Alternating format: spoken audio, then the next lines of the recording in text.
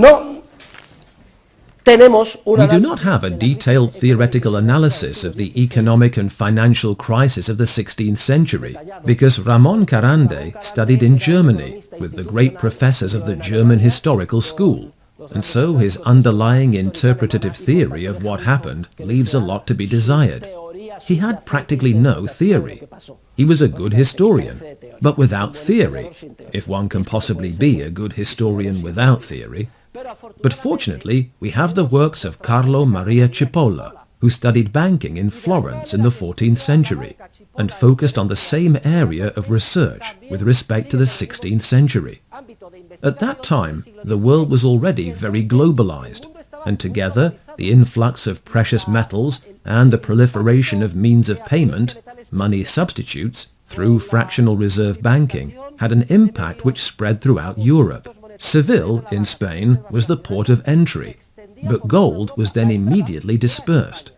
The Spanish needed to buy cannons, gunpowder, and Flemish cloth, and they paid in gold, and the gold immediately left Spain. As a writer of the period aptly put it, the gold ran away as if it had legs, and it left Spain.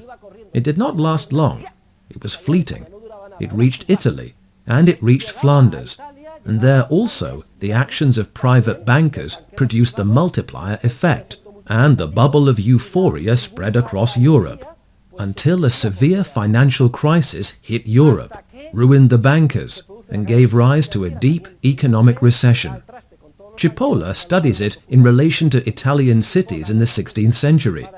The trigger was the failure of the Ricci Bank, the directors of which had used a large portion of the money on demand deposit to purchase government securities and grant loans. Credit euphoria had resulted, but when it became clear that many of those loans would not be repaid because they had been invested unwisely, confidence in the bank plummeted. People went to withdraw their money, and it was gone. It is especially interesting to read the different proclamations of the authorities of the time.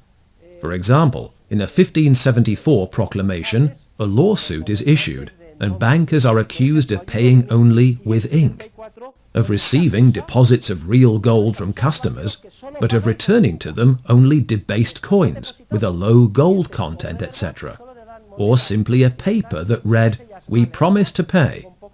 They paid with ink. Listen, I do not want you to pay me with ink. I want you to return real gold to me, because that is what I deposited. Craftsmen could not withdraw their deposits. As a result, one after another, they were unable to pay their debts. They could not pay wages. There was a very severe credit squeeze, mancamento della credenza. Finally, a grave economic crisis hit. Initially, a financial crisis, with the failure of all the banks, and then a deep economic recession, which spread throughout Europe and ruined the bankers in Seville.